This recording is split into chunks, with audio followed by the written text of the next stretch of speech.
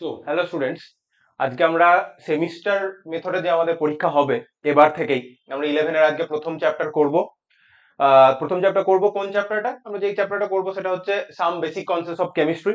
আগের দিনই যখন সিলেবাস নিয়ে আলোচনা করছিলাম আমি, তখন আমি বলেছিলাম কোন কোন চ্যাপ্টারগুলো 11-এ আমাদের ভালোভাবে পড়তেই হবে, যে চ্যাপ্টারগুলো আমাদের ফান্ডামেন্টালটা রেডি করে দেবে, যেটা আমাদের গোটা কেমিস্ট্রিটা পড়তে সাহায্য করবে, কনসেপ্ট ক্লিয়ার হবে, এন্ট্রান্সের জন্য ভালোভাবে করতে পারবো এবং বোর্ডস এর জন্য আর কোনো চিন্তা থাকবে না এই কিছু বেসিক চ্যাপ্টার গুলো রেডি হলে। 11-এ লোকজন কি করে, লোকজন ইন দা স্টুডেন্টরা কি করে, এই চ্যাপ্টার গুলোকে মিস করে দেয়। ঠিক আছে, 12-এ চ্যাপ্টারটা পড়বো, দেখা যাবে।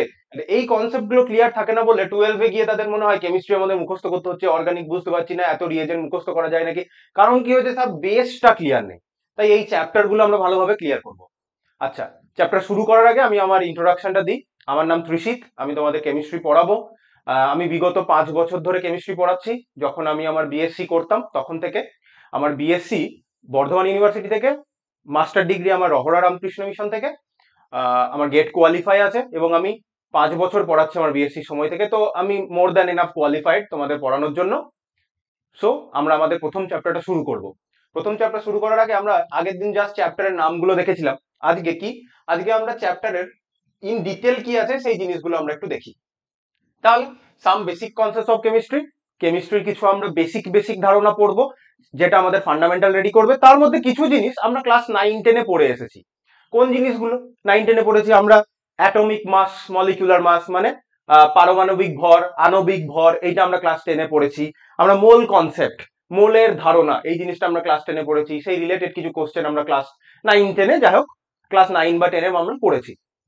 তার সাথে আমাদের ওই মোল কনসেপ্ট আমরা যেটা পড়েছি তার সাথে সাথে আমরা একটু স্ট্রেংথ অফ সলিউশন পড়বো। হয়তো যারা সিবিএসসি তে ছিল তারা হয়তো স্ট্রেংথ অফ দ্য সলিউশনের মাস পার্সেন্টেজ, ভলিউম পার্সেন্টেজ এগুলো শিখেছে। তার সাথে সাথে আমরা মোলারিটি, নর্মালিটি, এই যে লাস্টের কথাটা দেখতে পাওয়া যাচ্ছে যে different concentration terms of solution and related calculation, এই জিনিসটা খুবই ইম্পর্টেন্ট। কেন? কারণ এই জিনিসটা আমরা ক্লাস 11-এ প্রথমবারের জন্য পড়ছি, প্রথম, সেজন্য ইম্পর্টেন্ট। দ্বিতীয়, এই কনসেপ্টটা আমাদের through out the physical chemistry বারবার বারবার কাজে লাগবে। যখন আমরা কি বলি, সলিউশন চ্যাপ্টার পড়বো ক্লাস 12-এ, তখন আমাদের সলিউশন ইন দ্য সেন্স তোমাদের যেটা লিকুইড স্টেট আছে আর কি। তারপরে ওখানে আমাদের মেন যে নিউমেরিক্যাল করবো কলিগেটিভ প্রপার্টিজ এর, বা যে কোনো নিউমেরিক্যাল ওই চ্যাপ্টারে যখন করবো, তার আগে আমাদের এই কনসেন্ট্রেশন টার্মের পার্টটা ক্যালকুলেট করে নিতে হবে, সেই জন্য ইম্পর্টেন্ট। শুধু কনসেন্ট্রেশন টার্ম থেকে নিউমেরিক্যাল আসবে ক্লাস 11-এর টপিকে, এন্ট্রান্সেও সেটা দেখা যায়।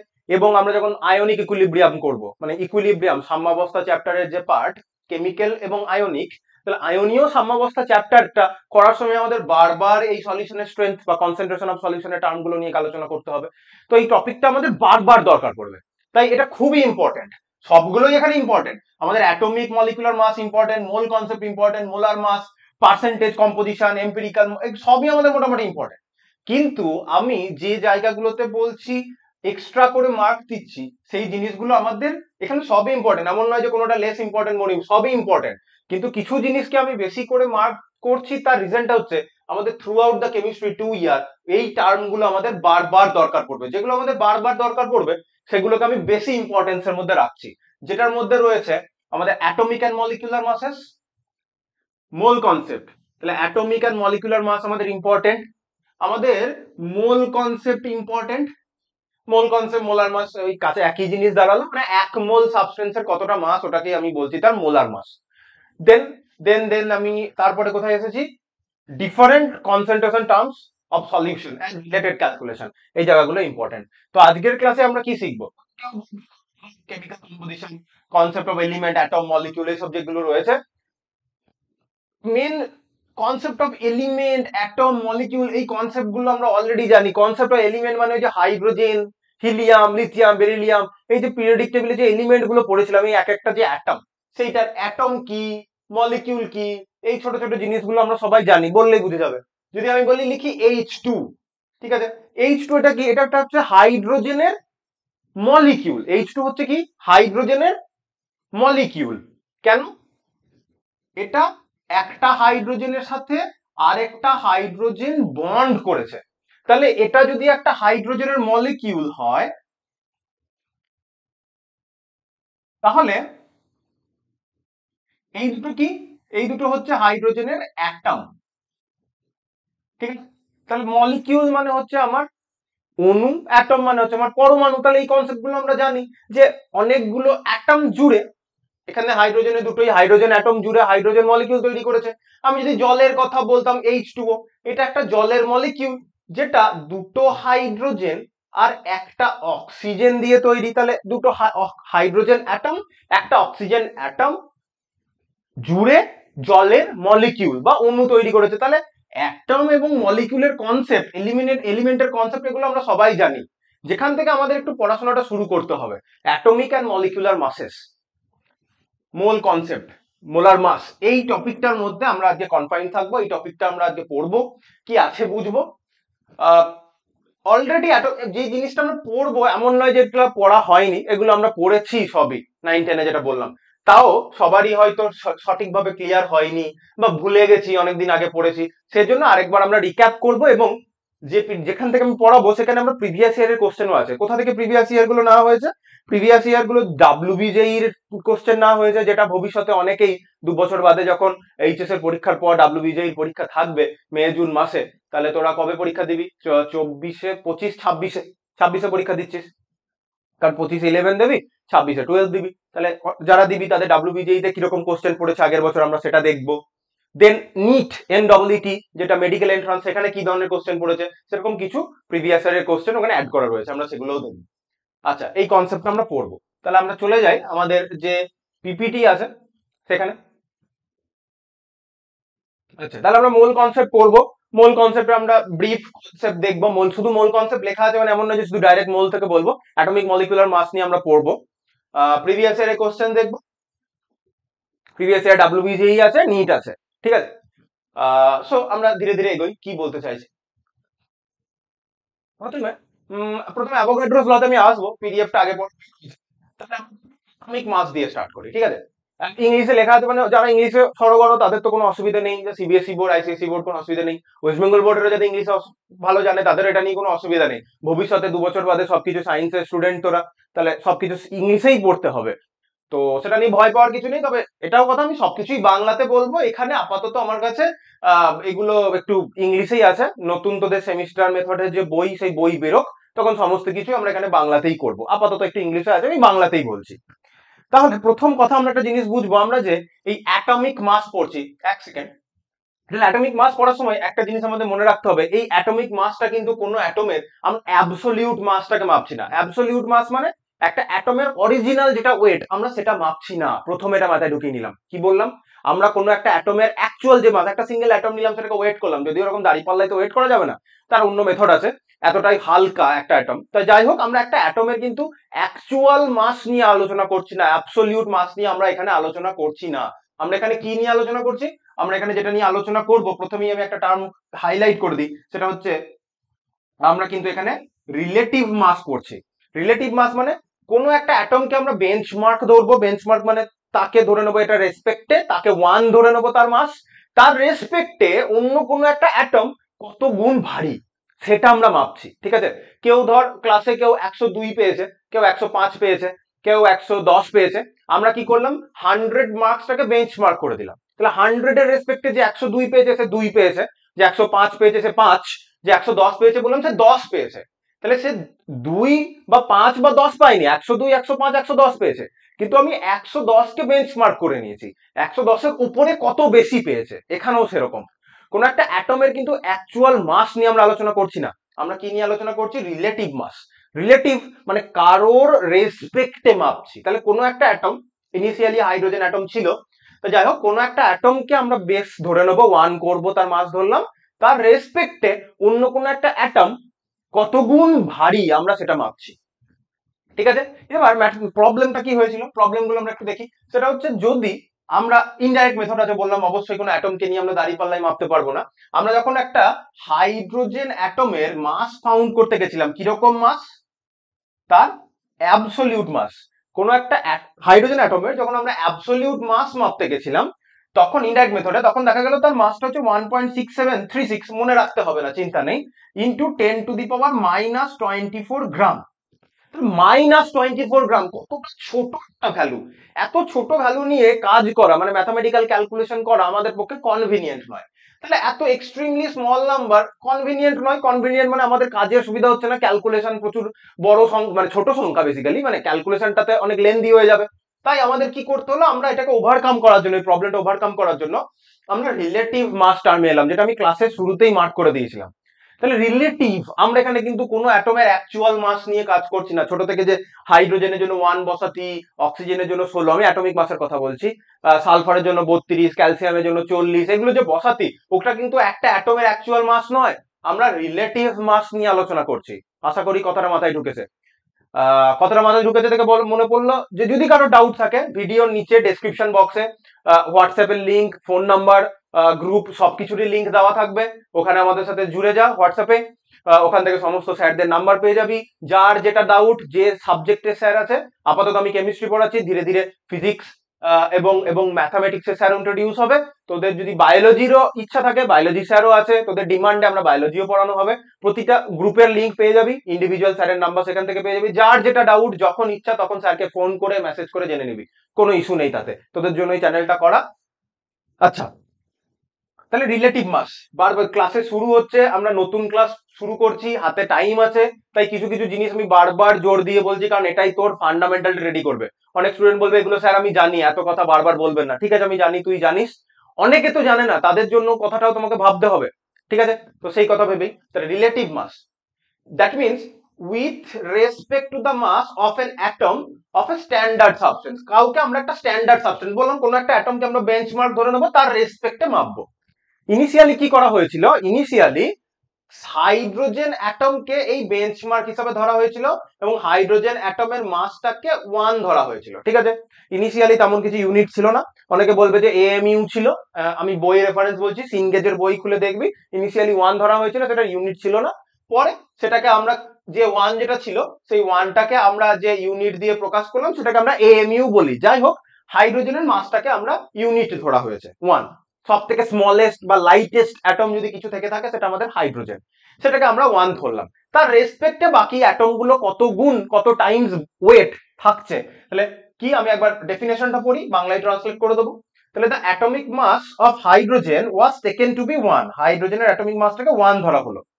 Thus, the atomic masses of an element is the number of times an atom of that element is heavier than that of an atom of hydrogen. তাহলে কি বলতে চাইলো, কারণ অ্যাটমিক মাস, ঠিক আছে আমি এম লিখলাম, দ্যাট মিন্স অ্যাটমিক মাস বলতে চাইছি। কারণ অ্যাটমিক মাস মানে বলতে চাইলো অন্য কোনো একটা অ্যাটমের একটা এলিমেন্ট, আমি বললাম লেটস সে হিলিয়াম, হিলিয়াম আমি বললাম হিলিয়ামের কত ওয়েট আসবে সেটা মেপে দেখা গেল হাইড্রোজেনের যদি 1 হয় রিলেটিভে, তার রেসপেক্টে দেখা গেল যে হিলিয়াম হচ্ছে 4 টাইমস হেভিয়ার। ঠিক আছে, তাহলে হাইড্রোজেনের রেসপেক্টে হিলিয়াম 4 টাইমস হেভিয়ার। কিভাবে হচ্ছে সেগুলো আমি ধীরে ধীরে একটু কি বলবো আলোচনা করার চেষ্টা করবো, যেন বুঝতে পারিস কিভাবে হচ্ছে ব্যাপারটা। যাই হোক, 4 টাইমস হেভিয়ার যদি হয় তাহলে এখানে কি আসবে, যদি 4 গুণ ভারী হয়, আমি ধরো হাইড্রোজেনের জন্য আর একটু ইজিয়ার হয়তো আমি বলি, যে ধরলাম হাইড্রোজেনের যেটা মাস, সেটা আমি বললাম এক্স। ঠিক আছে, আর হিলিয়ামের ওয়েটটা হচ্ছে 4x, রাইট? তাহলে হিলিয়ামের কত গুণ ভারী হবে হাইড্রোজেনের রেসপেক্টে, 4 টাইমস হেভিয়ার হবে। এটাকেই বলা হলো হিলিয়ামের অ্যাটমিক মাস। এবং আবার একই কথা আমি বারবার রিপিট করছি, এই যে হিলিয়ামের অ্যাটমিক মাসটাকে আমি 4 বললাম, এটা কিন্তু হিলিয়ামের অ্যাকচুয়াল বা অ্যাবসলিউট মাস নয় একটা হিলিয়াম অ্যাটমের। এটা কি টার্মে বলছি, এটা আমরা রিলেটিভ টার্মে বলছি। কি টার্মে বললাম এটাকে আমরা কি বললাম, রিলেটিভ টার্মে বললাম। ঠিক আছে, একটু লেখাটা একটু আইটা ওই জায়গাটা একটু জড়িয়ে গেছে, ওটা একটু বুঝে নিবি। আমি রিলেটিভ অ্যাটমিক মাস এইটা আমরা লিখি না, এইটা আমরা কাইন্ড অফ উজ্জ মতো ধরে নিই যে হ্যাঁ ওটা আছে, আমরা বলি না। তাই স্টুডেন্টদের কি হয়, তারা এটাকেই হয়তো অনেকে অ্যাবসলিউট মাস ভেবে চলে, কারণ স্যাররা বলতে গিয়ে অনেকে বলে অনেকে বলে না। আমি বলছি না যে বলে না, সেটা নয়, এটা ওভারলুক হয়ে যায়, আমি সেই কথাটা বললাম। যাই হোক, এগুলো আর্লিয়ার মেথড ছিল। তারপরে অক্সিজেন স্কেল এলো। অক্সিজেন স্কেলে কি ইস্যু হয়েছিল আমি সেই হিস্টোরিক্যাল ডিটেলে যাচ্ছি না, কারণ সেটার কোনো মিনিং নেই। পরে কখনো যদি গল্পর মতো বলি অ্যাটমিক মাস নিয়ে, তো তখন গল্প শোনানো যাবে কি হয়েছিল, আইসোটোপ নিয়ে কি প্রবলেম হয়েছিল, মাস স্পেকট্রোস্কোপি আবিষ্কার হলো, অনেক ইস্যু হলো। যাই হোক, দিয়ে 1961 এ পরের পরের স্লাইডে, হ্যাঁ। তাহলে 1961-এ ইন্টারন্যাশনাল ইউনিয়ন অফ কেমিস্ট কি করলো, কার্বনকে, স্কেল প্রথমে হাইড্রোজেন ছিল, রাইট? স্কেল প্রথমে হাইড্রোজেন ছিল, হাইড্রোজেন থেকে স্কেলকে চেঞ্জ করে নিয়ে আমরা এলাম অক্সিজেনে। অক্সিজেনের আইসোটোপ আছে, আমি সেগুলো নিয়ে আলোচনা করছি, আইসোটোপ কি জিনিস সেটাও আমি নেক্সট এক্ষুনি বলবো। তো যাই হোক, কি প্রবলেম কিছু একটা হয়েছিল, সেই বলছি, সেই হিস্টোরিক্যাল ডিটেলে যাচ্ছি না। আইসোটোপ নিয়ে কিছু প্রবলেম হয়েছিল, রেডিও অ্যাক্টিভ আইসোটোপ, এসব ঠিক আছে। এবার লাস্টলি 1961-এ কার্বনকে, C12 কার্বনকে কেমিস্টরা কি করলো, বেঞ্চ কম্পাউন্ড হিসেবে, মানে bench compound in the sense benchmark হিসাবে ধরলো। আইসোটোপ অফ কার্বন কোনটা, C12 কে, রাইট? এইটাকে আমরা এখন বেঞ্চমার্ক কম্পাউন্ড হিসেবে ধরলাম। এর মাসটাকে উইথ মাস নাম্বার হচ্ছে 12, C12 মাস নাম্বার, সব কথা এবার আসবো, এটা বলার আগে আমাকে কিছু কথা ওরা বলতেই হবে। তাহলে অ্যাটমিক মাসের ক্ষেত্রে তখন ডেফিনেশনটা হলো, যেটা দাঁড়ালো, উপরে কি বসবে, উপরে কোনো একটা অ্যাটমের মাস বসবে। যেমন হাইড্রোজেনের ক্ষেত্রে দেখিয়েছিলাম, হাইড্রোজেনের ক্ষেত্রে কি দেখালাম, যে হিলিয়ামে যদি 4x হয় আর হাইড্রোজেনের ওয়েট যদি x হয়, তাহলে হিলিয়াম হাইড্রোজেনের থেকে 4 টাইমস হেভিয়ার, তাই তার অ্যাটমিক মাস এলো 4। সেম ওয়েতে কি বলা হলো, উপরে মাস অফ এন অ্যাটম, এইটা সবারই যে কোনো স্কেলেই মাপি না কেন, এটা উপরে মাস অফ এন অ্যাটম বসবে, অন্য কোনো একটা অ্যাটমের মাস বসবে, বা হাইড্রোজেন যেটার মাপছি সেটাও বসতে পারে, সেটা কথা নয়। নিচে কার্বনের জন্য কি হলো, mass of a carbon atom C12 অ্যাটমের মাস বসবে, আর একটা C12 অ্যাটমের যা মাস সেটাকে 112 দিয়ে ভাগ করে দিতে হবে, ঠিক আছে? দিয়ে যত আসবে সেটাকেই আমি বলবো তার relative atomic mass with respect to carbon scale, যদিও কার্বন স্কেল কথাটা বলতে লাগবে না। এত কথা নিয়ে চিন্তা নেই, এইভাবে কিভাবে ক্যালকুলেট করবো, ওর মাস কত বসবে, কিছু নোন ভ্যালু আছে অ্যাটমিক মাসে, তোরাও জানিস। হাই নাইট্রোজেনের জন্য আমরা 14 বসাবো, অক্সিজেনের জন্য আমরা 16 বসাবো, এইসব ভ্যালুগুলো আমরা বসাবো, ক্যালকুলেট হবে। এত কথা নিয়ে ভাবার দরকার নেই, এটা জাস্ট আমরা একটা ফান্ডামেন্টাল কনসেপ্টের কথাটাই বলছিলাম। আচ্ছা, এটা যেটা প্রথমে যেটা ইউনিট, সেটা হচ্ছে, এটাকে আমরা বলবো অ্যাটমিক মাস ইউনিট, যেটাকে আমরা ছোট করে AMU বলি, অথবা এটাকে নতুন যে সিম্বল ইউ দিয়েও ডিনোট করতে পারি। ইউ এর মিনিংটা হচ্ছে unified mass, in place of AMU জায়গায় ইউ আমরা ইউজ করতে পারি। এবার প্রথমে এই যে কার্বন স্কেলে 112 কেন করা হলো, অক্সিজেন স্কেলে দেখবি 1/16 দিয়ে ভাগ করা হয়েছে। আমি একটু সিম্পল ওয়েতে বোঝানোর চেষ্টা করছি। নিচের দিকে যাই, এমটি ব্ল্যাঙ্ক স্লাইড অ্যাড করলাম, ঠিক আছে? ব্ল্যাঙ্ক স্লাইডে আমরা কিছু জিনিস বোঝার চেষ্টা করি। প্রথম আমরা কিছু জিনিস শিখি, যেগুলো আবার একই কথা ক্লাস 10-এ শিখেছিস, অনেকেই জানিস। তো তারা একটু ধৈর্য ধরে দেখ, যারা জানে না তারা একটু শিখে নিক, সবাইকে নিয়েই তো চলতে হবে, তাই না? কালারটা প্রবাবলি আমি যদি ব্ল্যাক করে দিই তাহলে হয়তো বেশি দেখতে পাবি, ঠিক আছে? কিছু জিনিস আমরা দেখি, সেটা হচ্ছে যে আমরা একটা এলিমেন্ট, লেটস একটা এলিমেন্ট এক্স, ঠিক আছে? একটা এলিমেন্ট এক্স, আমরা নিচে লিখবো জেড, উপরে লিখবো এ, ঠিক আছে? এটা ডান দিকে লেখ, বাঁ দিকে দেখ, মানে উপরের এটা এদিকে বাঁ দিকে লেখ, ওদিকে ডান দিকে লেখ, দুটোই ট্রু। আমি কিছু বইয়ে ডান দিকে লিখতে দেখেছি, কিছু বইয়ে বাঁ দিকে লিখতে দেখেছি, ডাজন্ট ম্যাটার। উপরে লেখা আছে মানে সেটা ডান দিক বাঁ দিক আছে, মিনিংটা একটাই। নিচে যেটা জেড, এটাকে আমরা কি বলবো, এটাকে আমি বলবো তার অ্যাটমিক নাম্বার, ঠিক আছে? আমরা সবাই জানি অ্যাটমিক নাম্বার মানে পারমাণবিক ক্রমাঙ্ক বাংলায় যেটা, তাহলে অ্যাটমিক নাম্বার বা পারমাণবিক ক্রমাঙ্ক এটা কি, এটা হচ্ছে একটা অ্যাটমের বা একটা এলিমেন্টের মধ্যে টোটাল নাম্বার অফ প্রোটনস, ঠিক আছে? কি বললাম, টোটাল নাম্বার অফ প্রোটনস, কখনোই বলবো না যেন টোটাল নাম্বার অফ ইলেকট্রনস। অনেকের মনে হতে পারে প্রোটন আর ইলেকট্রনের সংখ্যা তো একই, তাহলে তো এটা আমি নাম্বার অফ ইলেকট্রনও বলতে পারি না, বলা যাবে না, আয়ন হয়ে গেলে প্রবলেম হবে, তাই যে কথাটা বলছি ভালোভাবে। তো এটা আমরা কি বলবো, নাম্বার অফ প্রোটন। উপরে যেটা এ লিখেছি এটাকে আমরা কি বলবো, এটাকে আমি বলবো কোন একটা অ্যাটমের জন্য তার মাস নাম্বার। মাস নাম্বার মিনিং বাংলায় কি পড়েছিলাম আমরা, ভর সংখ্যা। তাহলে মাস নাম্বার মানে হচ্ছে ভর সংখ্যা, যেটা হচ্ছে number of proton. Number of প্রোটনকে আমি NP লিখলাম, number of proton plus number of neutron আমি n লিখলাম, P for proton, N for neutron, এই দুটো যোগ, ঠিক আছে? এটা হচ্ছে প্রথম কথা, এইভাবে আমরা কোন একটা এলিমেন্টকে রিপ্রেজেন্ট করব। যারা জানতি তারা তো জানতি, যারা জানতি না তাদের জন্য জেনে গেলি। নেক্সট আমাদের একটা জিনিস শিখতে হবে, সেটাকে বলবো আমরা নেক্সট। এটা শেখার আগে আমরা একটা অন্য জিনিস শিখি। যদি বলি হাইড্রোজেন, ঠিক আছে? হাইড্রোজেন হচ্ছে পিরিয়ডিক টেবিলের প্রথম এলিমেন্ট, তাহলে তার অ্যাটমিক নাম্বার হচ্ছে 1। অ্যাটমিক নাম্বার 1 মানে আমরা বুঝতে পারলাম এই এলিমেন্টটাতে প্রোটন আছে একটাই প্রোটন আছে। আর আমরা কি জানি, কারণ নিউক্লিয়াসে যতগুলো প্রোটন, ঠিক যতগুলো প্রোটন তার বাইরে অরবিটে কক্ষপথে ঠিক ততগুলো ইলেকট্রন থাকবে। প্রোটন যতটা পজিটিভলি চার্জ, ইলেকট্রনটা ততটাই নেগেটিভলি চার্জ। আশা করি এই জিনিসগুলো তো জানিস, শিখে এসেছিস। তাহলে প্রোটন যতটা পজিটিভলি চার্জ, ইলেকট্রন ততটাই নেগেটিভলি চার্জ। তাহলে একটা অ্যাটমকে নিউট্রাল থাকতে গেলে, নিস্তড়িত থাকতে গেলে, একটা প্রোটন মানে একটা পজিটিভ চার্জ যদি থাকে, তাহলে তার কাছে কি থাকবে, একটা ইলেকট্রন থাকবে সেটাকে নিউট্রাল করার জন্য। ঠিক আছে, এবার হাইড্রোজেনের নিউট্রনের সিচুয়েশনে আমি যদি যাই, এটা তোকে জানতে হবে, দেখে বুঝতে পারবি না। আমি যদি এখানে লিখতাম 1H1 এভাবে, এবার বুঝতে পারছিস আচ্ছা অ্যাটমিক নাম্বার যদি 1 হয়, মাস নাম্বার যদি 1 হয়, তাহলে প্রোটন তো একটাই আছে, তাহলে এখানে কোনো নিউট্রন নেই, তাহলে নিউট্রন লেখার আমার কোনো দরকার পড়ছে না। এবার আমি যেটা করলাম, বললাম হাইড্রোজেন থেকে একটা ইলেকট্রন বেরিয়ে গেল, তাহলে হাইড্রোজেন থেকে একটা ইলেকট্রন বেরিয়ে গেলে আমার কি তৈরি হবে, হাইড্রোজেন প্লাস আয়ন। ঠিক আছে, হাইড্রোজেন প্লাস আয়ন কিভাবে হচ্ছে, হাইড্রোজেনে ছিল একটা ইলেকট্রন, সেই একটা ইলেকট্রন গেছে বেরিয়ে, তাহলে এই যে এইচ প্লাস আয়ন যেটা তৈরি হলো, এইচ প্লাস আয়নে এখন একটাই প্রোটন রয়েছে, ইলেকট্রনটা তো নেই। তাহলে এক প্রোটন যেটা রয়েছে পজিটিভ চার্জ, সেই প্রোটনকে নিউট্রাল করার জন্য আর কোনো ইলেকট্রন নেই। এই একটা প্রোটনকে তো নিউট্রাল করে রাখছিল আরেকটা ইলেকট্রন, তাই যেহেতু ইলেকট্রনটা নেই, একটা extra positive charge, extra in the sense ওটাকে নিউট্রাল করার মতো কেউ নেই বলে এখন তার কাছে একটা উদ্বৃত্ত এক্সট্রা প্রোটন রয়েছে। তাই আমি কি লিখলাম, তার মাথায় চার্জ হচ্ছে এইচ প্লাস। কথাটা বুঝলাম।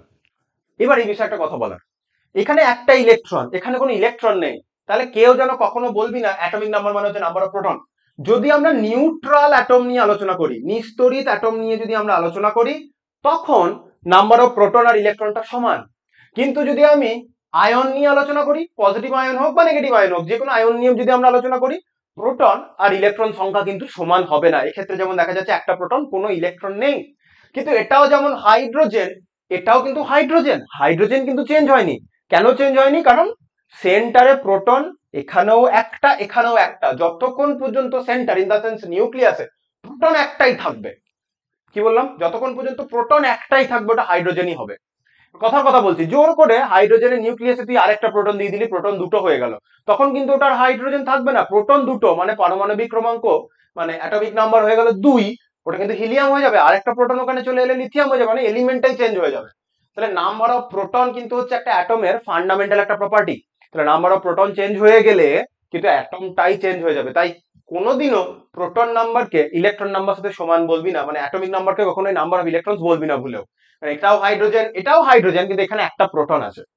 আচ্ছা, এটা যখন এখানে বললাম ফর ফিউচার রেফারেন্স, আমি একটা কথা বলি, যখন আমরা আয়নিক ইকুইলিব্রিয়া পড়বো, অ্যাসিড বেস সল্ট, এই চ্যাপ্টার যখন পড়বো, অনেকেই জানিস অ্যাসিড কাদের বলে, আরহেনিয়াস কনসেপ্ট অনুযায়ী যারা সলিউশনে H প্লাস আয়ন ডোনেট করে, ত্যাগ করে, ছেড়ে দেয়, তাদেরকে আমরা অ্যাসিড বলি। পরে যখন হায়ার ক্লাসে আসবি, তখন একটা টার্ম আমরা বলবো, অ্যাসিডকে বলবো H প্লাস আয়ন, তো লেখা থাকবে অনেক জায়গাতে থাকবে প্রোটনেশন, প্রোটন ডোনার, ঠিক আছে, এই ধরনের প্রোটন অ্যাবস্ট্রাকশন হচ্ছে, তাহলে তোর মাথায় চলবে প্রোটন মানে কি, সেন্টার থেকে প্রোটনটা তুলে নিয়েছে, না প্রোটনটা তোলেনি। মানে আমরা কায়দা করে এই H প্লাস আয়ন যেটা রয়েছে, এই H প্লাস আয়ন যেটা দেখতে পাচ্ছিস, এই H প্লাস আয়নকেই আমরা একটু কায়দা করে প্রোটন বলি। কেন প্রোটন বলি, কারণ H প্লাস আয়নে একটা প্রোটন ছাড়া আর কিচ্ছু নেই, ওখানে নিউট্রনও নেই, ওখানে ইলেকট্রনও নেই, তাহলে শুধুই প্রোটন রয়েছে, তাই আমরা H প্লাস আয়নকে প্রোটন বলি।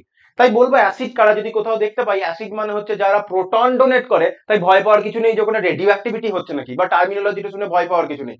প্রোটন মানে H প্লাস আয়নকেই বলতে চেয়েছে। এটা ফিউচার রেফারেন্স, এই চ্যাপ্টারে কোথাও কাজে লাগবে না, এখন বললাম বলে কথাটা বলছি আর কি। আচ্ছা, তাহলে এই জিনিসটা আমরা বুঝলাম। নেক্সট আমরা যেটা বুঝবো সেটা হচ্ছে, দাঁড়া ব্ল্যাঙ্ক পিডিএফটা, ব্ল্যাঙ্ক পেজটা নিই। হ্যাঁ, নেক্সট আমরা যেটা বুঝবো সেটা হচ্ছে কি না, আইসোটোপস কাদের বলে। ঠিক আছে, আইসোটোপ, আইসোটোন, আইসোস্টিয়ার, আইসোডাইপট, অনেক কিছু আছে। মেন আমাদের যেটা লাগবে সেটা হচ্ছে আইসোটোপ।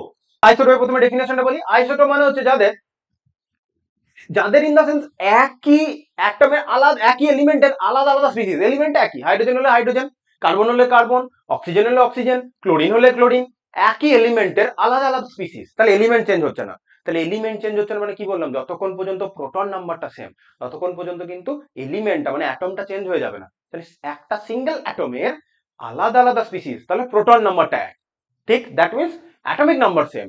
ঠিক আছে, তাহলে অ্যাটমিক নাম্বার সেম, কিন্তু সেন্টারে বিভিন্ন সংখ্যক প্রোটন থাকার জন্য কি, সেন্টারে বিভিন্ন সংখ্যক প্রোটন থাকার জন্য মাস নাম্বারটা ডিফারেন্ট, তাদেরকে আমরা বলবো আইসোটোপ। প্রথম এক্সাম্পল আমরা যেটা দেখবো সেটা হচ্ছে হাইড্রোজেনের এক্সাম্পলই দেখবো, ওটাই আমাদের বেসিক এক্সাম্পল। তাহলে দেখি হাইড্রোজেনের তিনটা আইসোটোপ কি, 1H1, 1H2, 1H3, ঠিক আছে। তাহলে 1H1 কে নিয়ে যদি আলোচনা করি, 1H1 মানে এখানে একটা প্রোটন আছে আর কি আছে, একটা ইলেকট্রন আছে, নিউট্রন তো কিছু নেই কারণ মাস নাম্বার 1। এখানে কি হয়েছে, প্রোটন একটাই, ইলেকট্রনও একটাই, চেঞ্জ কোথায় এসেছে, এবার একটা নিউট্রন অ্যাড হয়েছে। কারণ মাস নাম্বার যদি 2 হয় তাহলে proton, number of proton plus number of neutron, একটা নিউট্রন আছে তাহলে আরেকটা কি, সরি একটা প্রোটন আছে গ্যারান্টিড, নিচে 1 আছে মাস নাম্বার, সরি অ্যাটমিক নাম্বার 1 আছে, তাহলে মাস নাম্বার 2 মানে কি আরেকটা কি আছে, নিউট্রন আছে। সেম ওয়েতে যদি 1H3 তে আমরা চলে যাই তাহলে কি দেখবো, এখানে প্রোটন সেই একটাই, প্রোটন একটা মানে ইলেকট্রনও একটা নিউট্রালিটির জন্য, আর নিউট্রন হয়ে গেছে দুটো, ঠিক আছে। এটা হাইড্রোজেন, তিনটেই হাইড্রোজেন, সেই বিষয়ে কোনো তফাৎ মানে ডাউট নেই, কারণ সবারই মাস নাম্বার হচ্ছে 1। এবার এদের একটা আমরা আলাদা আলাদা নাম দিই, এইটাকে আমরা বলি ডয়টেরিয়াম, ডি দিয়ে লেখা আসবে, এইটাকে আমরা বলি ট্রাইটিয়াম বা ট্রিটিয়াম, যা উচ্চারণ করবি এটাকে আমরা টি লিখি, ঠিক আছে, এটা হচ্ছে ব্যাপার। এবার একটা লক্ষণীয় বিষয় আছে যে হাইড্রোজেনের থেকে ডয়টেরিয়ামে একটা নিউট্রন বেশি, তাই না, তাহলে একটা পার্টিকেল বেড়েছে, তার মানে মাসও বাড়বে, সেই জন্য হাইড্রোজেনের থেকে ডয়টেরিয়াম হেভিয়ার। কোন সেন্সে বললাম, এখানে একটা প্রোটন আর একটা ইলেকট্রন আছে, তাহলে প্রোটন আর ইলেকট্রনের মাস, যদি ইলেকট্রনের মাসকে আমরা নেগলেক্ট করে দিই তাহলে একটা প্রোটন আর একটা ইলেকট্রনের জন্য মাস, এখানে একটা প্রোটন আছে একটা ইলেকট্রন আছে, আরো একটা মেম্বার বেড়েছে, সেটা কে, নিউট্রন, তাহলে ডয়টেরিয়ামে কি হয়েছে, ওয়েটটা, ডয়টেরিয়ামের মাসটা একটু বেড়ে গেছে, কার রেসপেক্টে, শুধু 1H1 এই হাইড্রোজেনের রেসপেক্টে। তার জন্য পড়েছিলি নিউক্লিয়ার রিঅ্যাক্টরে মডারেটর হিসাবে ভারী জল D2O ইউজ করা হয়। তাহলে H2O মানে যদি জল হয়, H2O মানে যদি জল হয়, এখানে ব্যবহার করা হচ্ছে 1H1, এই হাইড্রোজেনটা আছে যেটাকে আমরা রেগুলার লাইফে ওয়াটার বলি। আর D2O মানে কি, D2O মানে হচ্ছে এখানেও হাইড্রোজেন আছে, এটাও H2O, কিন্তু এই H2O টা হচ্ছে 1H2 যুক্ত হাইড্রোজেন, এই 1H2 কে আমরা D বলি, ওটাকেই আমরা D2O বলে চিনি। ভারী জল এই জন্য বলে, হেভি ওয়াটার এই জন্য বলে, কারণ হাইড্রোজেনের থেকে ডয়টেরিয়ামে একটা নিউট্রন বেশি থাকার জন্য ওটা একটু হেভিয়ার এলিমেন্ট, হাইড্রোজেনেরই কিন্তু, ঠিক আছে, মানে আলাদা স্পিসিস মোর স্পেসিফিক্যালি বলা উচিত। আচ্ছা, তাহলে আমরা হাইড্রোজেনের আইসোটোপটা বুঝলাম, আইসোটোপের কনসেপ্ট আমরা ভালো করে বুঝলাম। এবার আর দুটো আমরা বেসিক কিছু এক্সাম্পল আছে, কার্বন আর অক্সিজেনেরটা আমাদের একটু জানা উচিত, আমরা জেনে নিই। কার্বনের, কার্বনের হচ্ছে 6C12, এটা আমরা জেনেছি, 6C13, আরেকটা কি আছে 6C14, এই তিনটে হচ্ছে কার্বনের আইসোটোপ।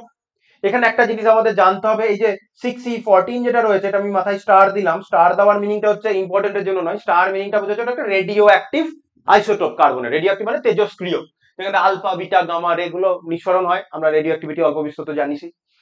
এবার এই যে কার্বন ডেটিং করে বলে না, সেটা আমরা কিন্তু C14টা নিয়েই আলোচনা করি। এবার ধর কোনো একটা গাছের বয়স নির্ণয় করা হচ্ছে, গাছটা কি হয়েছে, যত বছর সে বেঁচেছে তত বছর সে নেচার থেকে C12 13 14 ইনটেক করে করে গেছে।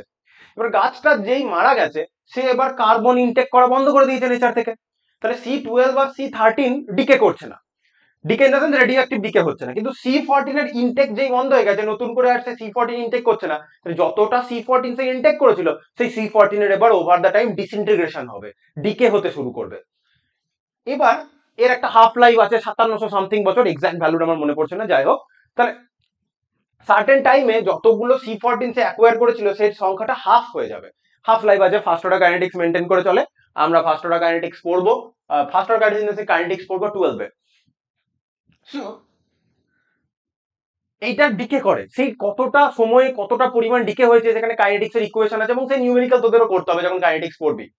তো সেখান থেকে আমরা কোনো একটা উদ্ভিদ হোক, মানে গাছ হোক, পুরোনো আর্টিফেক্ট হোক, যে জিনিসেরই হোক, কার্বন ডেটিং করা হয়, সেটা কার্বনের এই যে C14 আইসোটোপটা রয়েছে, C14 আইসোটোপটা রেডিও অ্যাক্টিভ বলেই আমরা করতে পারি। আচ্ছা, আর একজনের আমরা আইসোটোপ দেখে নেব, সেটা হচ্ছে অক্সিজেন, ঠিক আছে। অক্সিজেনের হচ্ছে 8O16, 8O17 আর 8O 18। এবার অক্সিজেনের কোনো আইসোটোপি, মানে এগুলো আমি যত আইসোটোপ লিখছি এগুলো কিন্তু সব ন্যাচারালি অকারিং, হ্যাঁ, নেচারে তৈরি হয়। কোনো আইসোটোপি কিন্তু কি বলি অক্সিজেনের ক্ষেত্রে ন্যাচারালি অকারিং আইসোটোপ গুলো রেডিও অ্যাক্টিভ নয়। কার্বনের ন্যাচারালি অকারিং আইসোটোপ গুলোর মধ্যে একটা রেডিও অ্যাক্টিভ। আচ্ছা বেশ, এই ছিল আমাদের আইসোটোপের কনসেপ্ট। এবার আমরা আমাদের পুরোনো কনসেপ্টে আবার চলে আসি, অ্যাটমিক মাস নিয়ে যেটা বলছিলাম। তাহলে অ্যাটমিক মাসের ক্ষেত্রে কি করলাম, এবার আমরা কার্বনের C12 কে বেঞ্চমার্ক করলাম। C12 অ্যাটমের যে অ্যাকচুয়াল মাস তার 1/12 ভাগের তুলনায় অ্যাকচুয়াল একটা অ্যাটমের ধরে নে, অ্যাকচুয়াল একটা অ্যাটমের আমি বললাম কার্বনের ক্ষেত্রে তার ওয়েট হচ্ছে 12x, ঠিক আছে। সেটাকে 1/12 দিয়ে ভাগ করলাম অন্য কোনো একটা atom, let's say helium. PDF এর উপরে লেখা নেবেন, দাঁড়া এটা নিচে ডাউন করে লিখি। ধর কার্বনে 12x কেন বলছি, এটাও একটা ব্যাপার আছে, ওই জন্যই আইসোটোপে আরো গেছিলাম। দেখ মাস নাম্বার কেন, এই উপরের সংখ্যাটাকে আমরা মাস নাম্বার কেন বলছি, এই উপরের সংখ্যাটাকে আমরা মাস নাম্বার কেন বলছি, কারণ ফান্ডামেন্টাল পার্টিকেল আমরা ইলেকট্রন প্রোটন, ভালো করে শোন, ইলেকট্রন প্রোটন এবং নিউট্রন এই তিনটেই পড়েছি। এছাড়া মেসন পাইমেসন নিউট্রন অ্যান্টি নিউট্রন বহু কিছু আছে, আমরা পার্টিকেল ফিজিক্স পড়ছি না, আমাদের এই তিনটে ফান্ডামেন্টাল পার্টিকেল নিয়েই কাজ হয়ে যাবে। তাহলে ইলেকট্রন, এবং যে সময় এই জিনিসগুলো করা হয়েছে তখন এই সব এলিমেন্টই আবিষ্কার হয়েছিল, এত বেশি পার্টিকেল ফিজিক্সের ডেভেলপমেন্ট অত ভালোভাবে হয়নি। যাই হোক, ইলেকট্রন প্রোটন এবং নিউট্রন এই তিনটে পার্টিকেল রয়েছে। তুই যদি মাস লক্ষ্য করিস, প্রোটন এবং নিউট্রন এদের দুজনের মাসটা অলমোস্ট ইকুয়াল। কি বললাম, প্রোটন এবং নিউট্রনের মাসটা অলমোস্ট ইকুয়াল, 1.672, আরেকজনের 1.675 ইন্টু 10⁻⁻27 কেজি। তাহলে এবার নিউট্রনটা প্রোটন থেকে সামান্য একটু হেভিয়ার, আমরা অলমোস্ট ইকুয়াল ধরে চলবো। আর ইলেকট্রনের মাসটা 9.1 ইন্টু 10⁻31 কেজি। তাহলে কি হলো, ইলেকট্রনের মাসটা প্রোটন বা নিউট্রনের মাসের থেকে খুব লো, তাই ইলেকট্রনের মাসটাকে আমরা অ্যাকচুয়াল মাস ক্যালকুলেট করার সময় ধরছিই না। আমরা কোনটাকে ধরলাম, আমরা প্রোটন আর নিউট্রনটাকে ধরলাম, এবং প্রোটন এবং নিউট্রনের মাস অলমোস্ট ইকুয়াল, ঠিক আছে, আমরা ইকুয়াল ধরেই ক্যালকুলেট করব। তাহলে একটা অ্যাটমের মাসের জন্য কিন্তু ইলেকট্রন আর দায়ী থাকছে না, মাসের জন্য প্রোটন আর নিউট্রনই দায়ী, আমি অ্যাকচুয়াল মাসের কথা বলছি। তাহলে আমি যদি প্রতিটা এলিমেন্ট, প্রোটন এবং নিউট্রনের মাস একই বললাম, তো আমি যদি প্রতিটা এলিমেন্টের মাস ধরে নিলাম এক্স, ঠিক আছে, এক্স গ্রাম বা কেজি যাই হোক তুই ধরে নিলি, কারণ প্রোটন আর নিউট্রন অ্যাকচুয়াল ভাবে 1.6 ইন্টু 10⁻27 কেজি আমি ওইভাবেও ক্যালকুলেট করতে পারতাম। বড় ছোট মানে অতটা সংখ্যা লিখতে হবে, আমি এক্স ধরলাম, ঠিক আছে। প্রোটন এবং নিউট্রনের মাস সেম, এক্সই ধরলাম। তাহলে কার্বনের 6টা প্রোটন আছে, এই যে 6C12, 6টা প্রোটন আছে, 6টা প্রোটন মানে 6টা ইলেকট্রন আছে, এবং 12 - 6 মানে 6টা নিউট্রনও রয়েছে। ইলেকট্রনটাকে বাদ দিয়ে দিলাম, তাহলে ওর কাছে 6টা প্রোটন 6টা নিউট্রন, এবং নিউট্রন আর প্রোটনের মাস বললাম অলমোস্ট ইকুয়াল। তাহলে আমি বলতে পারি প্রতিটার এলিমেন্টের, মানে প্রতিটা ফান্ডামেন্টাল পার্টিকেলের ওয়েট যদি এক্স গ্রাম হয়, তাহলে এর কাছে ওয়েট কত রয়েছে, টোটালে 12x গ্রাম বা কেজি যাই হোক রয়েছে। এবার আমি যদি এই ক্যালকুলেশনে চলে যাই, তাহলে কি করা হলো, যে কার্বনের C12 না হলো, C12 এর টোটাল ওয়েট এলো 12x, কারণ 6টা প্রোটন 6টা নিউট্রনের টোটাল ওয়েট 12x, প্রত্যেকের আমি এক্স গ্রাম বা কেজি করে ধরেছিস। উপরে ধর হিলিয়াম, হিলিয়ামের এসেছে 4x। এখানে কি করা হলো, কার্বনের যে C12 অ্যাটমের যেটা অ্যাকচুয়াল মাস সেটাকে 1/12 দিয়ে ভাগ করা হলো। তাহলে এখান থেকে কি এলো, সেই কার্বন স্কেলে যেমন ছিল সেরকমই এলো 4। তাহলে হাইড্রোজেন স্কেল থেকে না অক্সিজেন স্কেল, অক্সিজেন স্কেল থেকে যখন কার্বন স্কেলে আমরা যখন শিফট হচ্ছি, তখন এমন নয় যে প্রত্যেকের যে রিলেটিভ অ্যাটমিক মাস, প্রত্যেকের যে রিলেটিভ অ্যাটমিক মাস এটা স্কেল টু স্কেল চেঞ্জ হতে যাবে, স্কেল টু স্কেল চেঞ্জ হবে না, ভ্যালুটা একই থাকবে। বললাম কিছু হিস্টোরিক্যাল প্রবলেম আছে, সেই গল্পতে আমি যাচ্ছি না, যে জন্য আমাদের স্কেল গুলোকে চেঞ্জ করতে করতে যেতে হয়েছিল। আর একটা জিনিসও মনে রাখতে হবে, এই কাজগুলো অনেক আগের হচ্ছে, কিন্তু তখন কিন্তু সায়েন্টিফিক অ্যাডভান্সমেন্ট হচ্ছে, এত সফিস্টিকেটেড টেকনোলজি আসেনি, মাস স্পেকট্রোস্কোপি তখনও আসেনি যে আমি কোনো একটা এলিমেন্টের অ্যাকচুয়াল মাস বলে ফেলবো। তাই তাদেরকে কিন্তু রিলেটিভ টার্মেই করতে হয়েছে কাজগুলো, এগুলো অনেক প্রিমিটিভ কাজ, এত সাইন্টিফিক অ্যাডভান্সমেন্ট তখনও আসেনি, তাই রিলেটিভ টার্মে কাজ করতে হয়েছে, এটাও বুঝ রাখতে হবে। হ্যাঁ, 1800s এর দিকে কাজ হচ্ছে, 1800 1900s এর দিকে। এবারে মাস একই আসবে, তাহলে 4 AMU। তাহলে হিলিয়ামের রিলেটিভ অ্যাটমিক মাস, যেটাকে শুধু অ্যাটমিক মাসই বলছি যেন অ্যাকচুয়াল অ্যাটমিক মাস মাথায় না ঢুকে থাকে, সেটার হাইড্রোজেন অক্সিজেন কার্বন প্রতিটা স্কেলেই ভ্যালু একই আসছে, ঠিক আছে, তো সেটা নিয়ে চিন্তার কিছু নেই, এটাকে আমরা বলি অ্যাটমিক মাস। এবার আমরা বুঝবো এখানে concept of average atomic mass. Average atomic mass কি, অ্যাভারেজ অ্যাটমিক মাসের কনসেপ্ট বুঝতে গেলে আমাদের আবার আইসোটোপের কনসেপ্ট বুঝতে হবে, ঠিক আছে। তাহলে আমি এখানে ক্লোরিনের আইসোটোপ নিয়ে আলোচনা করব, কারণ আমি যখন আইসোটোপের এখানে বলছিলাম, এখানে যখন আমি আইসোটোপের কথাটা বলেছিলাম, তখন আমি এখানে ক্লোরিনটা নিয়ে আলোচনা করিনি, 3টে স্ট্যান্ডার্ড এলিমেন্ট বলেছি। এবার এইটা এক্সপ্লেন করার সময় আমি ক্লোরিনটাকে নিয়ে আলোচনা করছি, ঠিক আছে। ক্লোরিনের দুটো আইসোটোপ আছে। ক্লোরিনের দুটো আইসোটোপের মধ্যে প্রথম ইন দ্য সেন্স প্রথম নয়, একটা আইসোটোপ হচ্ছে ক্লোরিনের হচ্ছে 17 অ্যাটমিক নাম্বার, 17Cl35 একটা। আর ক্লোরিনের আরেকটা আইসোটোপ হচ্ছে 17Cl37, ঠিক আছে। এটা 17 মুছে দিই, বুঝতে অসুবিধা হবে। 17Cl37। এবার আমাদের আরেকটা কথা বুঝতে হবে বা শিখতে হবে, সেটাকে আমরা বলছি রিলেটিভ অ্যাবান্ডেন্স। অ্যাবান্ডেন্স মানে কতটা পাওয়া যায়, রিলেটিভ অ্যাবান্ডেন্স মানে আবার সেই রিলেটিভ টার্ম, দুজনে কতটা পাচ্ছি। তাহলে যদি আমরা নেচার থেকে ক্লোরিনের 100টা অ্যাটম নিয়ে আলোচনা করি, 100টা অ্যাটম আমরা র্যান্ডামলি নিলাম, তাহলে দেখা যাবে তার মধ্যে 75টা ক্লোরিনের 17Cl35 আসবে, আর 25টা আসবে 17Cl37। আমি 100টার মধ্যে আলোচনা করেছি, দ্যাট মিনস 75% আমার কি 35 ক্লোরিন রয়েছে, আর 25% আমার কি রয়েছে 37 ক্লোরিন রয়েছে। এটাকে আমরা বলি রিলেটিভ অ্যাবান্ডেন্স। প্রত্যেকের নেচারে আলাদা আলাদা রিলেটিভ অ্যাবান্ডেন্স আছে, হাইড্রোজেন, অক্সিজেন এবং কার্বন, প্রত্যেকের আইসোটোপ গুলোর রিলেটিভ অ্যাবান্ডেন্স রয়েছে।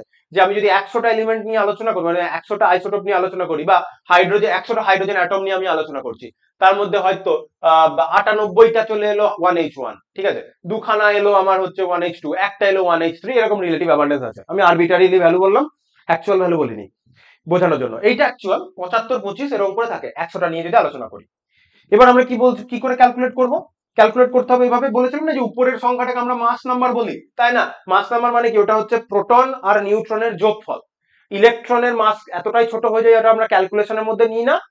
প্রোটন আর নিউট্রনের মাসটা অলমোস্ট সমান, তাহলে আমি বলতে পারি এটা 35 AMUই আসবে, আর 37 AMUই আসবে। তাহলে এর আমরা অ্যাভারেজ অ্যাটমিক মাস আমরা কি করে ক্যালকুলেট করব? এই অ্যাটমিক মাসটা আমরা অ্যাভারেজে মাপছি, ঠিক আছে। অ্যাভারেজ কখন আসছে, যদি তোকে জিজ্ঞেস করে অ্যাভারেজের কনসেপ্টটা কেন আসে, তাহলে বলবি অ্যাভারেজের কনসেপ্টটা আসে নেচারে কোনো একটা এলিমেন্টের যদি আইসোটোপ অ্যাভেলেবেল থাকে। কি বললাম? কোনো একটা এলিমেন্টের যদি আইসোটোপ অ্যাভেলেবেল থাকে, ঠিক আছে, কোনো একটা এলিমেন্টে যদি আইসোটোপ অ্যাভেলেবেল থাকে, তখন সেই আইসোটোপ গুলো তাদের রিলেটিভ অ্যাবান্ডেন্সে পায়। সেই রিলেটিভ অ্যাবান্ডেন্সের জন্য কারোর ওয়েট কম বেশি হতে পারে, কারণ দেখলাম আইসোটোপ গুলোর মধ্যে ওয়েটের ডিফারেন্স আসবে, কারণ নিউট্রন বাড়তে বাড়তে যাচ্ছে। তাহলে সেন্টারে যদি একটা করে পার্টিকেল বাড়তে বাড়তে যায়, তার মাসও চেঞ্জ হতে হতে যাবে। তাই তখন আমাদের অ্যাভারেজ করতে হবে সবগুলোকে নিয়ে। আমরা জানি দুজনের মধ্যে যদি অ্যাভারেজ করি, দুজনের মাস যোগ করে, দুজন আছে তাই 2 দিয়ে ভাগ করবো, 3জন হলে 3 দিয়ে ভাগ করবো। এখানেও সেরকম অ্যাভারেজ অ্যাটমিক মাস বার করার সময়, অ্যাভারেজ অ্যাটমিক মাস বার করার সময় আমরা কিভাবে ক্যালকুলেট করব? অ্যাভারেজ অ্যাটমিক মাস বার করার সময় এরকম করে ক্যালকুলেট হবে, 100টা নিয়ে আলোচনা করছি, ঠিক আছে, পার্সেন্টেজকে আমরা 100টা দিয়ে ভাববো, বুঝতে সুবিধা হবে। 100টা পার্টিকেল নিয়ে আলোচনা করছি, মানে 100টা ক্লোরিন নিয়ে আলোচনা করছি, তার মধ্যে 75 জনের ওয়েট হচ্ছে 35 AMU। তাহলে 75 জনের ওয়েট হচ্ছে 35 AMU, 35।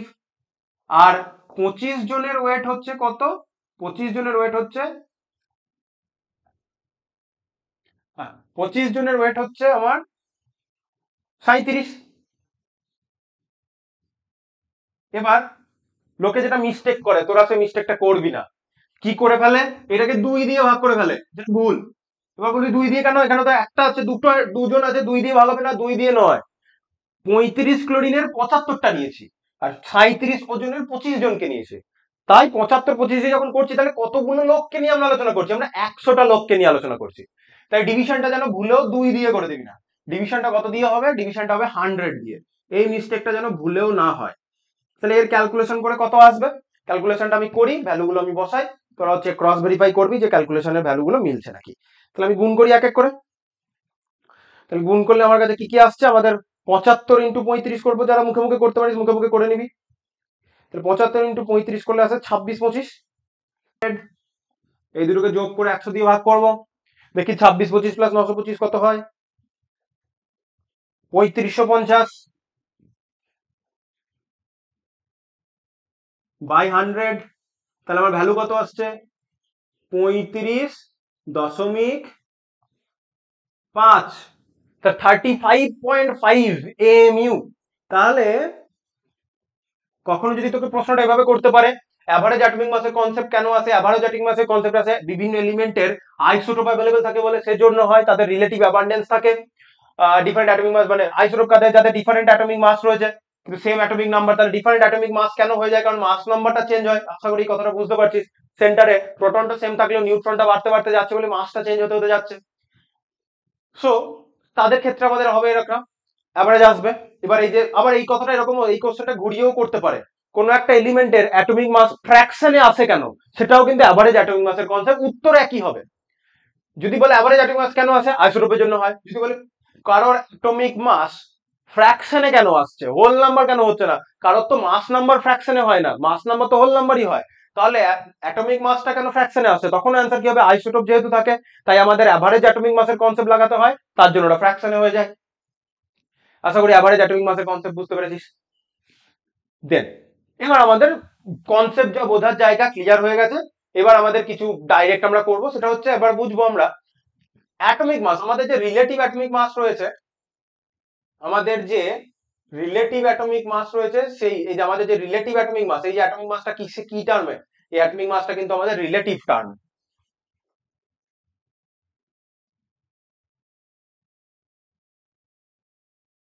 এটা কিন্তু আমাদের রিলেটিভ টার্মে। তাহলে রিলেটিভ অ্যাটমিক মাস যেটা আমরা পড়লাম এএমইউ বা ইউ ইউনিটে যা যা ভ্যালু এসেছে আসবে আর কি, সেটাকে যখন আমরা তার আগে এএমইউ বা ইউ ওটা সরিয়ে দিয়ে গ্রাম লিখে দেবো, সেটাকেই আমি বলবো তার atomic mass in gram unit, সেটাকে এক কথায় আমরা বলি গ্রাম অ্যাটমিক মাস।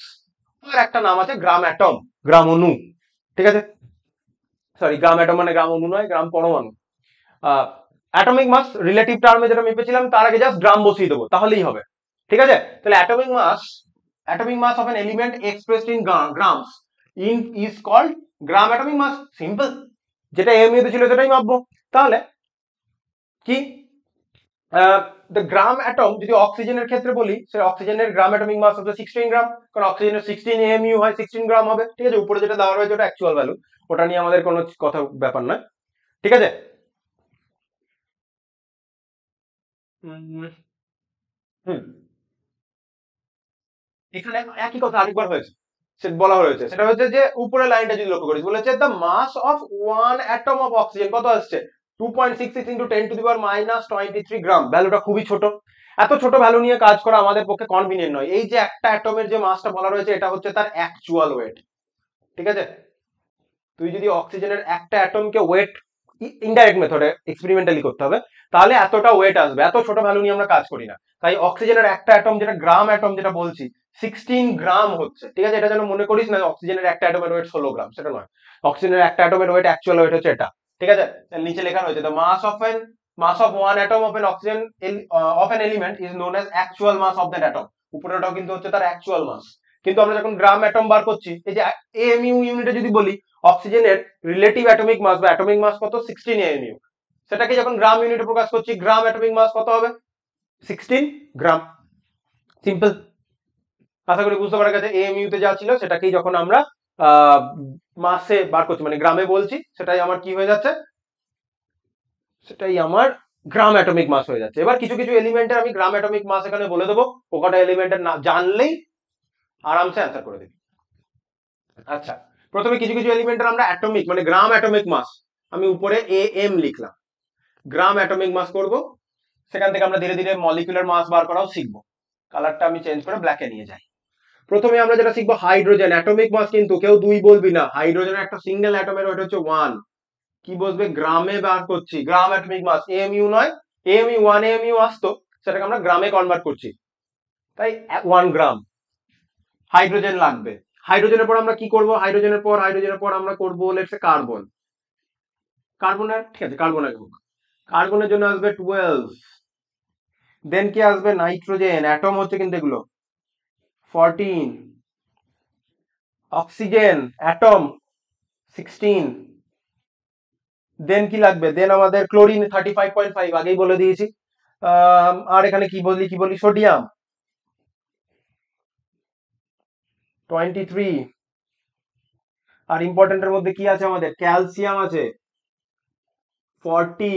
90 নয় কিন্তু 40, ভালো করে লিখি।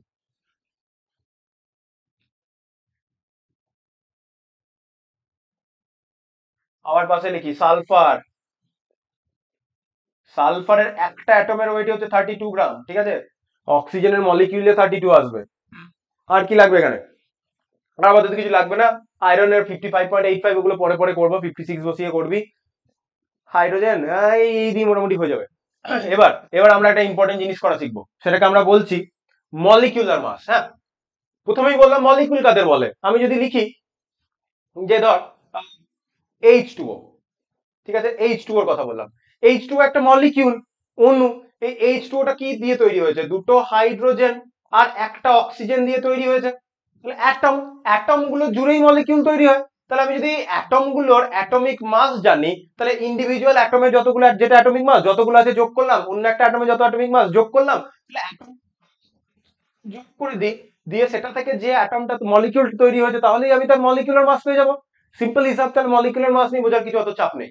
অ্যাটমিক মাস বুঝে গেছিস, মলিকিউল অ্যাটম দিয়েই তৈরি, যে যে অ্যাটম যতগুলো আছে তাদের অ্যাটমিক মাস ইন্ডিভিজুয়ালি যোগ করে দাও, যতগুলো আছে সেটা দিয়ে তো গুণ করতে হবে, তাহলেই আমি তার মলিকিউলার মাস পেয়ে যাবো। তাহলে আমরা কিছু কিছু কিছু এলিমেন্টের মলিকিউলার মাস আমরা ক্যালকুলেট করি। আচ্ছা, তাহলে এবার আমরা কি মাপবো? এবার আমরা মাপবো, মানে মাপবো ইন দ্য সেন্স ক্যালকুলেট করবো প্রত্যেকের মলিকিউলার মাস। আমি এমএম লিখলাম, এবং কোন ইউনিটে? গ্রাম ইউনিটে, রাইট? এখানেও আমি ব্র্যাকেটে লিখে দিই, আমরা এটা গ্রাম ইউনিটে মাপছি, এমইউ তে নয়। এমইউ দিলে, এমইউ লিখতে পারতে, কি বললাম, এমইউ তে যেটা হয় তার আগে জাস্ট গ্রাম বসিয়ে দিলেই গ্রাম অ্যাটমিক মাস হয়ে যাবে। এবার প্রথম সব থেকে স্মলেস্ট অর্গানিক কম্পাউন্ড বা সিম্পলেস্ট অর্গানিক কম্পাউন্ড, স্মলেস্ট বলার থেকেও সিম্পলেস্ট বলা বেটার, CH4। তাহলে এখানে কি আছে? একটা কার্বন আছে, আর কি আছে? চারটে হাইড্রোজেন আছে। তাহলে কি একটা কার্বন আর চারটে হাইড্রোজেন। তাহলে কার্বনের জন্য কত? 12, চারটে হাইড্রোজেন মানে 4, আর হাইড্রোজেনের অ্যাটমিক মাস হচ্ছে 1, তাহলে 4 × 1, তাহলে কত আছে? 12 আর 4 16 গ্রাম চলে এলো। তাহলে মিথেন, CH4 হচ্ছে মিথেন। তাহলে মিথেনের মলিকুলার মাস কত হলো? 16 গ্রাম, কারণ একটা কার্বন চারটে হাইড্রোজেন দিয়ে তৈরি। সেম ওয়েতে যদি আমরা জলের জন্য বার করি H2O, H2O তে সেম দুটো হাইড্রোজেন, H2O তে কি আছে?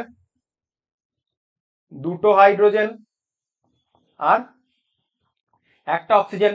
দুটো হাইড্রোজেন মানে হচ্ছে 2 × 1, আর অক্সিজেন মানে হচ্ছে একটা 16, তাহলে কত হলো? 18। তাহলে জলের গ্রাম মলিকুলার মাস কত দাঁড়ালো? 18 গ্রাম। তাহলে এই সিম্পল দুটো মলিকিউল হলো।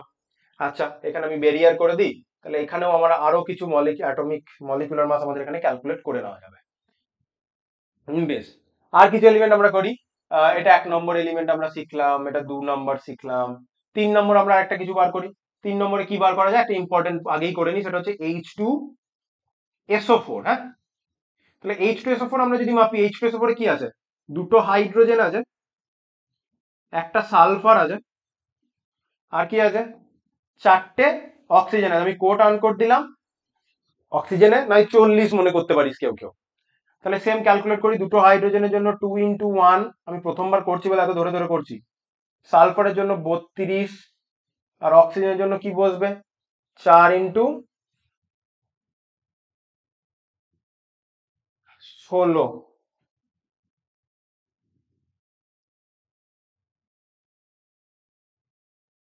4 × 16। এটার ক্যালকুলেশন যাচ্ছে, এটা যেন দাগ দিয়ে দিই। তাহলে 4 × 16, তাহলে 4 × 16 টোটাল ক্যালকুলেট কর কত আসে। দেখ দেখ ক্যালকুলেট কর, এটা আসবে 98 গ্রাম, ঠিক আছে? 32 আর 2 34, 64 আর 34 করলে কত হয়? 98 হয়।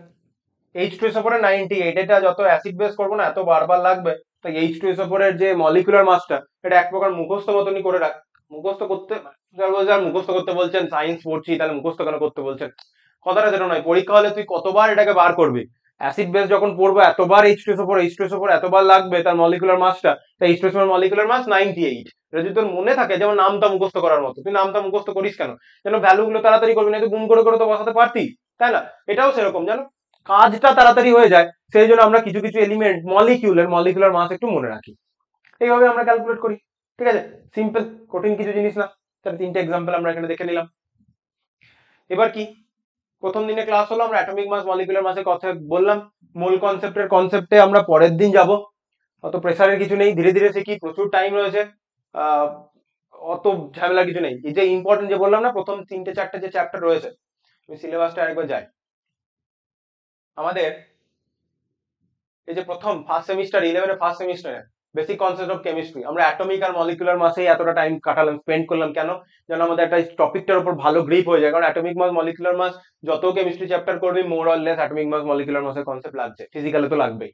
মোল কনসেপ্ট আসবো, মোল কনসেপ্ট না বুঝলে সলিউশনে কনসেন্ট্রেশন টার্মে কিছু বুঝতে পারবি না। তো এই চ্যাপ্টার গুলো এই জন্য বেশি ফান্ডামেন্টাল।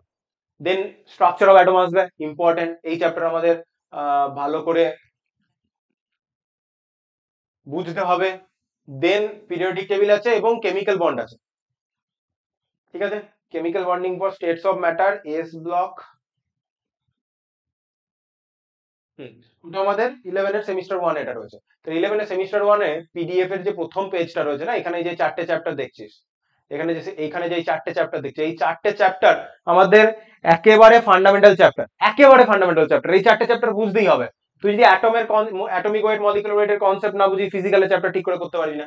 স্ট্রাকচার অ্যাটমের ভিতরে ইলেকট্রন প্রোটন নিউট্রন কিভাবে আছে সেটা যদি না বুঝিস, তাহলে সেই বন্ড মানে কি, ইলেকট্রনের আদান প্রদানই। ভিতরে কি আছে কিভাবে হচ্ছে সেটা না বুঝিস, তাহলে বন্ড বানাতে পারবি না। কে কোন বন্ড করবে, কে কিভাবে ইলেকট্রন গুলোকে দিচ্ছে, কে কতগুলো ইলেকট্রন দিতে পারবে, কতগুলো ইলেকট্রন নেবে, কি ধরনের বন্ড করবে, কেন কোভ্যালেন্ট বন্ড করছে, কেন আয়নিক বন্ড করছে, সেটা বুঝতে পারবি না যদি অ্যাটমের ভেতরে কি হচ্ছে না বুঝিস। অ্যাটমের ভেতরে কি হচ্ছে সেটা কোন চ্যাপ্টারে রয়েছে? Atomic structure, bond. তারপর তারপর আমরা কেমিক্যাল বন্ডিং এর কথা বুঝলাম, মাঝখানে এটা বলে স্কিপ করে গেলে পিরিয়ডিক প্রপার্টি। হ্যাঁ, পিরিয়ডিক প্রপার্টিটা কি হবে? তুই কত এলিমেন্ট, এত যে 118টা এলিমেন্ট তুই সব মুখস্থ করবি? মুখস্থ করবো না, আমাদের সিস্টেমেটিক মেথড রয়েছে। সেটা কি আমরা পিরিয়ডিক টেবিল, তাহলে এলিমেন্ট গুলোকে আমরা সিস্টেমেটিক ওয়েতে সাজাতে শিখবো। সেটার জন্য আমাদের পিরিয়ডিক টেবিলটা ইম্পর্টেন্ট। তাহলে সিস্টেমেটিক ওয়েতে যেই বুঝে যাবি, তাই 1000টা এলিমেন্ট তোকে এখন মুখস্থ করতে হবে না। তুই প্রতিটা পিরিয়ডিক টেবিলে গ্রুপের ফার্স্ট এলিমেন্ট জানবি, তাহলে ওই গ্রুপে যে যে এলিমেন্ট গুলো রয়েছে, মানে অ্যাটম গুলো রয়েছে, প্রত্যেকেরই ব্যালেন্স ইলেকট্রন জেনে যাবে। এটা হচ্ছে ব্যাপার।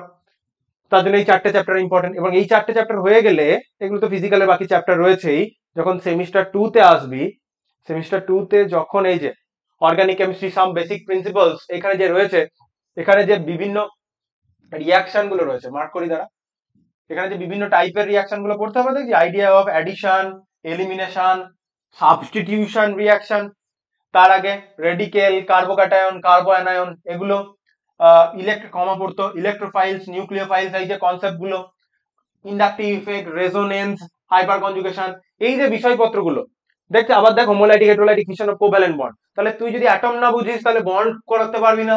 বন্ড যদি না করতে পারিস, রিয়াকশন করাতে পারবি না।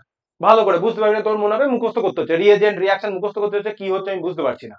স্বাভাবিক সেটাই, কারণ তুই অ্যাটমের ইনার ওয়ার্কিংটা বুঝিস না, বন্ডিংটা বুঝিস না, তাহলে তার রিয়াকশন করাবে কি করে? তাই এতগুলো জিনিসের জন্য আমাদের প্রথম 4টে চ্যাপ্টার খুব ইম্পর্টেন্ট। ওই প্রথম 4টে চ্যাপ্টার যে ভালোভাবে বুঝবে, তার কাছে some basic principles of organic chemistry, মানে আমরা যেটাকে জিওসি বলি, জেনারেল অর্গানিক কেমিস্ট্রি। তো জিওসিটাও তাদের জন্য, জিওসি এই চ্যাপ্টারটা, তাহলে জিওসিও তাদের জন্য খুব simple, simple in the sense বুঝতে পারবে, কম্প্রিহেন্সিবল হবে। চ্যাপ্টারটা লেন্দি আছে, দেখে এইটুকু লাগবে, কিন্তু চ্যাপ্টারটা লেন্দি। তো এখানে যেটা করেছে, যতদূর মনে হচ্ছে এখান থেকে ইয়েটা নেই, নোমেনক্লেচার, ঠিক ঠিক। এখান থেকে তোদের আইসোমেরিজমটা তুলেছে, কারণ আইসোমেরিজমে স্টিরিও কেমিস্ট্রি আছে। স্টিরিও কেমিস্ট্রি এমন একটা পার্ট, স্টিরিও কেমিস্ট্রি হচ্ছে 2 ডাইমেনশনাল, আমি তো 2D তে ড্র করবে, তো 3D তে পারছি না। সে 2 ডাইমেনশনাল মলিকিউলকে 3D তে যে যত ভালোভাবে ভাবতে পারবে স্টিরিও কেমিস্ট্রি, তা তত বেটার হবে। এবং WBJEE তে প্রতি বছর একটা স্টিরিও কেমিস্ট্রি কোশ্চেন করে, ইজি কোশ্চেন করে। কনসেপ্টটা ক্লিয়ার থাকলে আরামসে হয়ে যাবে, 2 মিনিট 1 মিনিটও লাগবে না এটা করতে, এতটা ইজি। না জানলে তুই বুঝতেই পারবি না কোশ্চেন দেখে কিভাবে সলভ করতে হয়। তো স্টিরিওটা, এবার স্টিরিও নেই, তাহলে স্টিরিও গেছে কোথায়? স্টিরিওটা আবার হ্যালো অ্যালকেন হ্যালোয়ারিন চ্যাপ্টারে, ওইখানে গিয়ে আবার এই যে সাবস্টিটিউশন এলিমিনেশন রিয়াকশন আছে, স্টিরিও কেমিস্ট্রি, এই জিনিসপত্রগুলো আবার ওখানে ঢুকে থাকে। তো ওগুলো আবার ওখানে পড়া যাবে। যেটা বলছিলাম কথাটা, ওইখানের যে সেমিস্টার 1 এর প্রথম 4টে চ্যাপ্টার আর সেমিস্টার 2 তে জিওসি, এই চ্যাপ্টার গুলো একেবারে ফান্ডামেন্টাল চ্যাপ্টার। এই 4-5টা চ্যাপ্টার যার গ্রিপে থাকবে, তার গোটা কেমিস্ট্রি গ্রিপে থাকবে। যার এই 4টে চ্যাপ্টার গ্রিপে থাকবে না, তার গোটা কেমিস্ট্রি মনে হয় মুখস্থ করতে হচ্ছে ব্যাপার। যাই হোক, আজকে এতটাই থাকলো। আবার একই কথা, ভিডিও নিচে ডেসক্রিপশন বক্সে গ্রুপের লিঙ্ক দেওয়া থাকবে, মানে হোয়াটসঅ্যাপ গ্রুপ, সেখানে জয়েন করে কোনো জায়গায় ডাউট থাকলে স্যারদের মেসেজ, ফোন, যেটা ইচ্ছা করবি, 24/7 স্যাররা অ্যাভেলেবেল। তাহলে অবশ্যই রাত্রেবেলা 3টের সময় ফোন করে দিস না, সেটা বুঝতে পারছি, সেটা বলার কিছু নেই, যথেষ্ট বড় তোরা। তো যখন ইচ্ছা ফোন করিস, সব স্যারই অ্যান্সার দেবে। বাকি ক্লাসও ধীরে ধীরে আপলোড হতে থাকবে। আর কিছু ডাউট থাকলে আমাকে বলবি, আমি একটু ধীরে ধীরেই পড়াচ্ছি, বোর হোস না, ইচ্ছা করি আমি ধীরে ধীরে পড়াচ্ছি। সব স্টুডেন্ট তো সমান রেটে বুঝতে পারবে না, তাই যারা একটু বুঝতে প্রবলেম হচ্ছে বা প্রবলেম হয় তাদেরকে নিয়েও ভাবতে হবে। সো আজকে এতটাই, দেখা হবে নেক্সট ক্লাসে।